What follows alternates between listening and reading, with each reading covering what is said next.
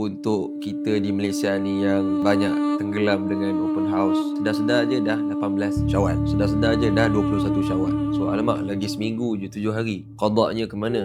Kan ada musafir, ada sakit dulu mungkin Ramadan. Qadaknya macam mana? Puasa 6-nya macam mana?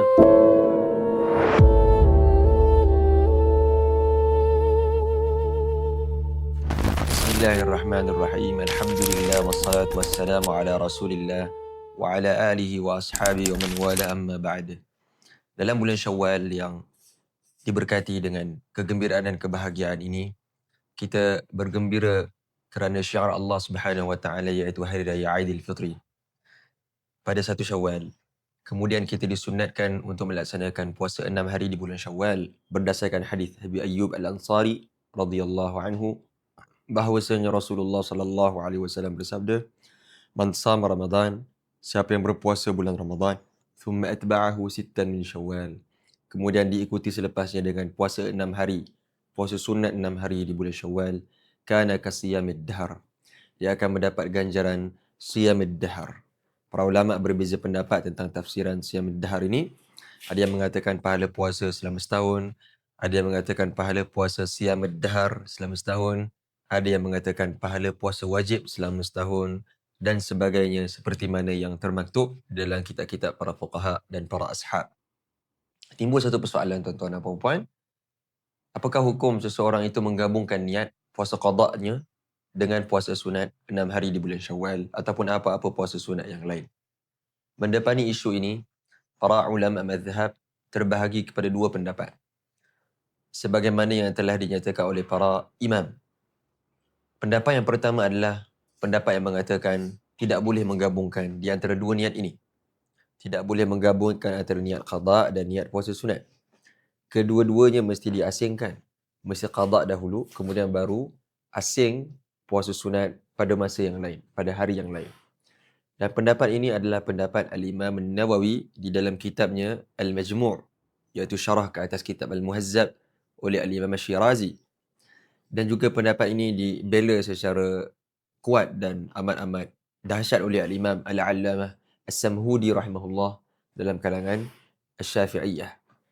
Jadi mereka berpendapat bahawasanya setiap itu perlu ditamyiz, setiap itu perlu dibezakan.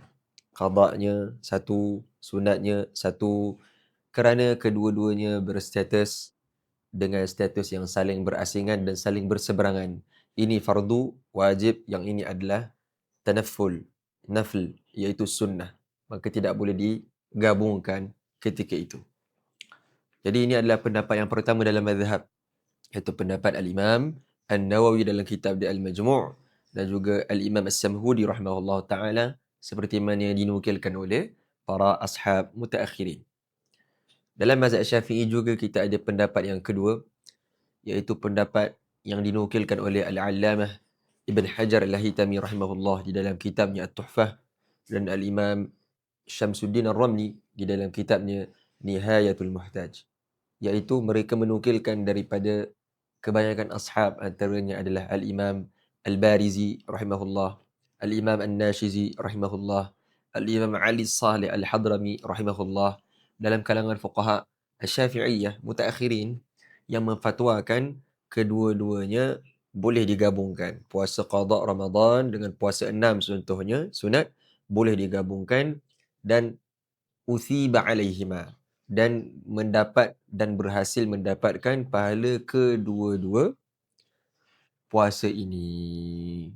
Seperti mana difatwakan oleh Allamah Ibn Hajar rahimahullah di dalam Tuhfah. Jadi senang cerita tuan-tuan dan puan-puan, boleh gabung, okey, dan dapat pahala dua-dua. Dapat pahala dua-dua sebagaimana yang dinyatakan oleh Al-Imam Ibn Hajar Al-Haytami rahimahullahu taala di dalam kitabnya Tuhfatul Muhtaj, syarah ke atas kitab Minhaj At-Talibin oleh Al-Imam An-Nawawi rahimahullah. Namun, meskipun Al-Imam Ar-Ramli rahimahullah memfatwakan perkara yang sama, dapat, memang boleh dan dapat pahala. Okay, memang boleh gabung qada dan dapat pahala. Cumanya Al-Imam Ar-Ramli rahimahullah memberi satu penegasan, iaitu pahala tersebut dapat, cumanya dapat pahala pokok sahaja dan tidak sesempurna orang yang buat asing. Maksudnya orang yang buat asing lagi sempurna pahala dia. Dan itu lagi afdal. Maksudnya hukum gabung niat boleh, jaiz boleh, tak ada masalah. Sah, dapat pahala. Cumanya yang lagi afdal, yang dapat pahala yang lebih bagus lagi adalah orang yang mengasingkan. Qada dulu, settle qada, baru puasa sunat 6. Maka ini mendapat pahala yang lebih sempurna dan lebih besar berbanding orang yang menggabungkan di antara qada dengan puasa sunat. Ini adalah kenyataan Al-Imam Ar-Ramli rahimahullah ta'ala dalam Nihayah, syarah ke atas kitab Minhajul Talibin. Kitab Nihayatul Muhtaj adalah kitab yang mu'tabar dalam mazhab Syafi'i dan mu'tamad para Syafi'iyah di Mesir khususnya. Jadi, kita gabungkan kedua-dua ini, mu'tamad Imam Ibn Hajar dan mu'tamad Imam Ar-Ramli, boleh gabung. Sah gabung. Dapat pahala kedua-duanya, tak ada masalah. Cumanya asingkan lagi afdal dan lagi sempurna pahala tersebut kerana ini sendiri qada, ini sunat pun sendiri qada. So masing-masing ada pahala yang berbeza dan dia lagi banyak. So lagi banyak lagi sempurna sebagaimana yang dijelaskan oleh Imam Ar-Ramli rahimahullah. Dan itulah yang difatwakan oleh jabatan-jabatan mufti negeri-negeri di Malaysia ini berdasarkan pendapat mu'tamad Al-Imam Ibn Hajar Al-Haytami dan juga pendapat mu'tamad Al-Imam Ar-Ramli, Syamsuddin Ar-Ramli rahimahullah, juga ayah beliau Syihab Ar-Ramli rahimahullah ta'ala, yang mana boleh qada dan boleh puasa 6 gabung sama-sama. Jadi ini membantu kita sedikit sebanyak tuan-tuan untuk kita di Malaysia ni yang banyak tenggelam dengan open house. Sedar-sedar je dah 18 Syawal. Sedar-sedar je dah 21 Syawal. So alamak, lagi seminggu je, 7 hari.